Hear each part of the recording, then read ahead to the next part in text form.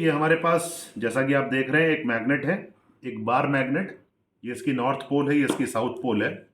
और हम सभी जानते हैं कि जब हम मैग्नेट की बात कर रहे होते हैं तो मैग्नेटिक जो फील्ड लाइंस है उनकी भी बात कर रहे होते हैं साथ साथ।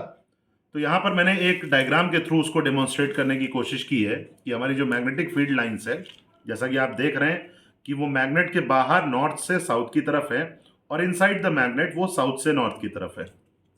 साथ ही साथ कुछ और प्रॉपर्टीज की बात करें तो आप देख रहे हैं मैग्नेटिक फील्ड लाइंस एक दूसरे को कभी भी काटती नहीं है, कभी भी इंटरसेक्ट नहीं करती हैं। तीसरी बात आप देख रहे हैं कि मैग्नेटिक फील्ड लाइंस जब आप किनारों की तरफ हैं नॉर्थ और साउथ पोल पे, तो ये बहुत घनी दिखाई दे रही है, यानी इनकी डेंसिटी घनत्व ज़्यादा दिखाई दे रहा है। और जैसे जैसे आप सेंटर की तरफ आएंगे इनकी डेंसिटी क्या होगी, कम होती चली जाएगी। तो ये कुछ प्रॉपर्टीज हैं जो हमने पढ़ी है मैग्नेट के बारे में। आज हम इसको प्रैक्टिकली डेमोन्स्ट्रेट करके भी देखेंगे।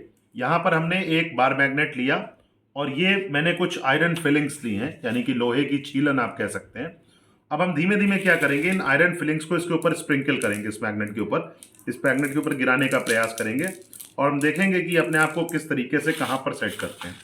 हमारा प्रयास रहेगा कि हम दोनों दिशाओं में बराबर से इसको डालें और उसके बाद जो प्रॉपर्टीज़ है उनको हम स्टडी करेंगे और समझेंगे। आप देख रहे हैं मैं चारों तरफ मैग्नेट के इन आयरन फिलिंग्स को बराबर समान मात्रा में डालने का प्रयास कर रहा हूँ और धीमे धीमे हम इस काम को करेंगे तो आयरन फिलिंग्स खुद ही अपना स्थान लेती चली जाएंगी। अब हम देख रहे हैं कि कुछ हद तक हमारा जो डायरेक्शन है वो यहाँ पर आ रहा है मैग्नेटिक फील्ड लाइंस का। लेकिन हम और स्पष्ट करने के लिए क्या करते हैं, हम यहाँ पर एक हमारे पास हैमर है, हथौड़ी है, इसके माध्यम से हम इस पेपर को हिट करते हैं धीमे धीमे, जिस पर हमने ये आयरन फिलिंग्स को मैग्नेट के अगल बगल डाला है।